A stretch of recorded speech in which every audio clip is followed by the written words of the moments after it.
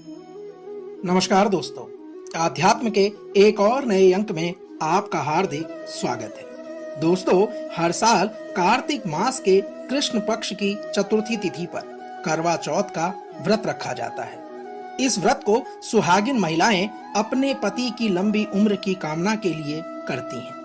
हिंदू धर्म में करवा चौथ का बहुत अधिक महत्व होता है। करवा चौथ में निर्जला व्रत रखा जाता है, जिसमें शाम को चंद्रमा की पूजा करने के बाद ही व्रत खोला जाता है। दोस्तों, आज के इस अंक में हम करवा चौथ कब है, उसके दिन, उसकी पूजा विधि, चांद निकलने का समय और शुभ मुहूर्त का वर्णन आपके बीच में करने जा रहे हैं। दोस्तों, इस साल 1 नवंबर बुधवार को करवा चौथ का व्रत रखा जाएगा, जहां 31 अक्टूबर 2023 को रात्रि 9:30 पर चतुर्थी तिथि का प्रारंभ होगा। वहीं 1 नवंबर 2023 को 9:19 पर रात्रि चतुर्थी तिथि समाप्त होगी। यदि बात की जाए करवा चौथ पूजा मुहूर्त की, तो यह समय 5:36 सायकाल से 6:54 सायकाल तक रहेगा, जिसकी अवधि 1 घंटा 18 मिनट रहेगी। यदि हम बात करें करवा चौथ व्रत के समय की, तो यह 6:33 सुबह से 8:15 रात्रि तक रहेगा, जिसकी अवधि 13 घंटे 42 मिनट की रहेगी। यदि बात करें करवा चौथ के दिन चंद्रोदय की, तो यह 8:15 रात्रि से और चांद निकलने का समय नई दिल्ली में 1 नवंबर 2023 को रात 8:26 रात्रि का रहेगा। दोस्तों, यहाँ हम आपको बता देना चाहते हैं कि देश के अलग अलग हिस्सों में चांद निकलने का समय अलग अलग हो सकता है। आइए अब बात करते हैं इसकी पूजा विधि के बारे में। महिलाओं को चाहिए कि सुबह जल्दी उठकर स्नान कर लें। स्नान करने के बाद मंदिर की साफ सफाई कर जोत जलाएं। देवी देवताओं की पूजा अर्चना करें। निर्जला व्रत का संकल्प लें।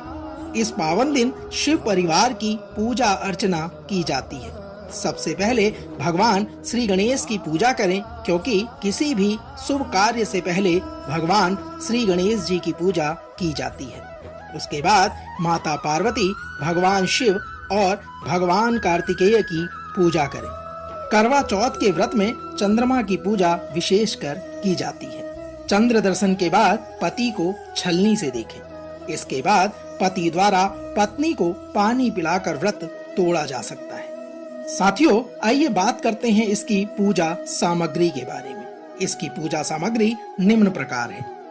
पूजा सामग्री में आप चंदन, शहद, अगरबत्ती, पुष्प, कच्चा दूध, शक्कर, शुद्ध घी, दही, मिठाई, गंगाजल, अक्षत अर्थात चावल, सिंदूर, मेहंदी, महावर, कंगा, बिंदी, चुनरी, चूड़ी, बिछुआ, मिट्टी का टोटीदार करवा व ढक्कन, दीपक, रुई, कपूर, गेहूं, शक्कर का बूरा, हल्दी, जल का लोटा, गौरी बनाने के लिए पीली मिट्टी, लकड़ी का आसन, चलनी, 8 पूरियों की अठावरी, हलवा और दक्षिणा अर्थात दान के लिए पैसे अवश्य रखें। इस व्रत में व्रत कथा का बहुत अधिक महत्व होता है।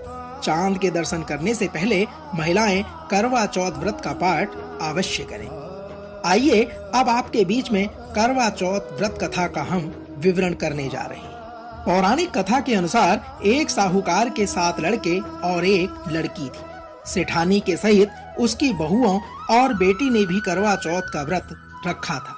रात्रि को साहूकार के लड़के भोजन करने लगे, तो उन्होंने अपनी बहन से भोजन के लिए कहा।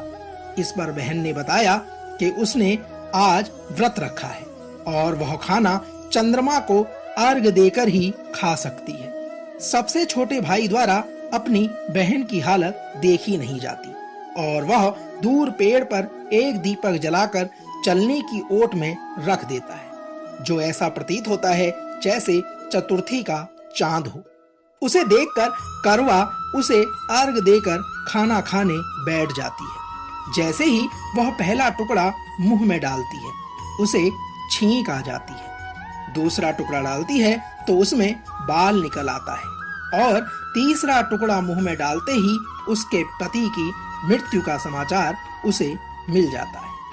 वह बहुत दुखी हो जाती है। उसकी भाभी सच्चाई बताती है कि उसके साथ ऐसा क्यों हुआ। व्रत गलत तरीके से टूटने के कारण देवता उससे नाराज हो गए हैं। इस पर करवा निश्चय करती है कि वह अपने पति का अंतिम संस्कार नहीं करेगी और अपने सतीत्व से उन्हें पुनर्जीवन दिलाकर रहेगी। वह पूरे 1 साल तक अपने पति के शव के पास बैठी रहती है, उसकी देखभाल करती है और उसके ऊपर उगने वाली सुई नुमा घास को वह एकत्रित करती जाती है। 1 साल बाद फिर चौथ का दिन आया तो वह व्रत रखती है और शाम को सुहागिनों से अनुरोध करती है कि यम सुई ले लो, पिय सुई दे दो, मुझे भी अपनी जैसी सुहागिन बना दो। लेकिन हर कोई मना कर देती है। आखिर में एक सुहागिन उसकी बात मान लेती है। इस तरह से उसका व्रत पूरा होता है और उसके सुहाग को नए जीवन का आशीर्वाद मिलता है। इस कथा को कुछ अलग तरह से भी सभी व्रत करने वाली महिलाएं पढ़ती और सुनती हैं। दोस्तों, इस व्रत का महत्व यह है कि करवा के द्वारा इस चौथ का व्रत रखने से इसका नाम करवा चौथ व्रत पड़ा।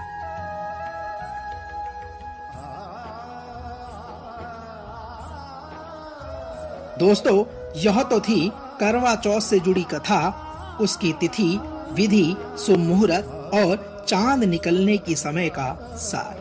हम आशा करते हैं कि आज का यह अंक आपको अवश्य पसंद आया होगा। कल एक और नए अंक में आपसे फिर होगी मुलाकात। तब तक जय शिव शंकर, हर हर महादेव।